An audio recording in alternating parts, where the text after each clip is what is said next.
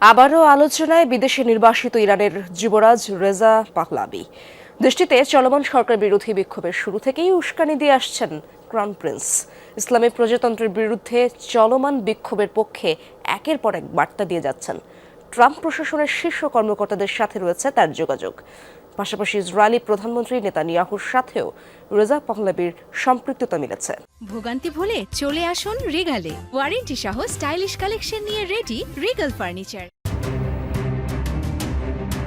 শিয়া মুসলিম হওয়ার পরও জেরুজালেমে দেখা যায় ইহুদিদের মতো করেই প্রার্থনা করতে। ঘনিষ্ঠতা রয়েছে ইসরায়েলের প্রধানমন্ত্রী বেনিয়ামিন নেতানিয়াহুর সাথে।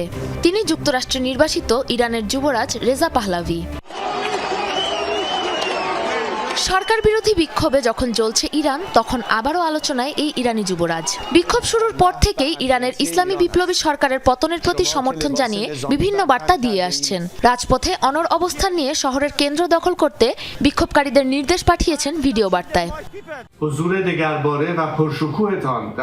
আমার প্রিয় দেশবাসী, ইরানের রাস্তায় আপনাদের বিশাল উপস্থিতি ইসলামী প্রজাতন্ত্রের বিশ্বাসঘাতক ও খুনি শাসকদের জন্য দাঁত ভাঙা জবাব।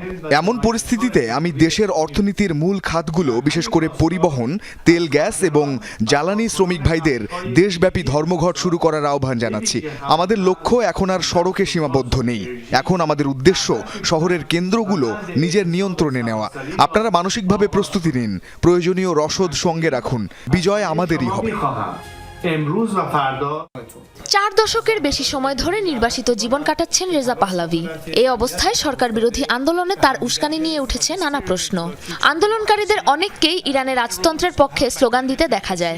একদিকে ইহুদি সম্পৃক্ততা, অন্যদিকে যুক্তরাষ্ট্র সহ পশ্চিমা ঘনিষ্ঠতা রয়েছে রেজা পাহলাভির। খামেনি প্রশাসনকে সরিয়ে তার নেতৃত্বে আবারও রাজতন্ত্র ফিরিয়ে আনা হতে পারে, এমন আভাসও দিচ্ছে আন্তর্জাতিক বিভিন্ন গণমাধ্যম।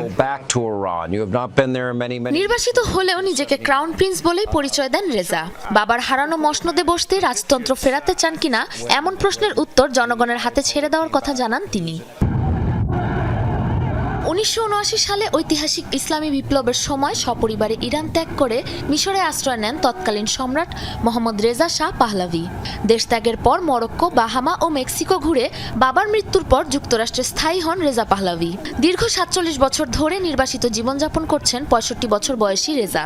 বর্তমানে স্ত্রী ইয়াসমিন এতেমাদি ও 3 সন্তান নিয়ে যুক্তরাষ্ট্রের মেরিল্যান্ডে বসবাস করছেন তিনি। শুধুমাত্র নির্বাসিত যুবরাজ নয়, যুদ্ধ বিমানের প্রশিক্ষিত পাইলট হিসেবেও পরিচিত রেজা। 17 বছর বয়সে প্রথমে ইম্পেরিয়াল ইরানি বিমান বাহিনীর একজন ক্যাডেট হিসেবে তার যাত্রা শুরু। গণ অভ্যুত্থান পরবর্তী সময়ে যুক্তরাষ্ট্র থেকে বিমান চালনার উপর প্রশিক্ষণ নেন তিনি। বর্তমানে একজন শৌখিন আলোকচিত্রী, পাইলট ও রাজনৈতিক ব্যক্তিত্ব হিসেবে পরিচিত রেজা পাহলাভি। সাবরিনা নুসরাত, যমুনা নিউজ।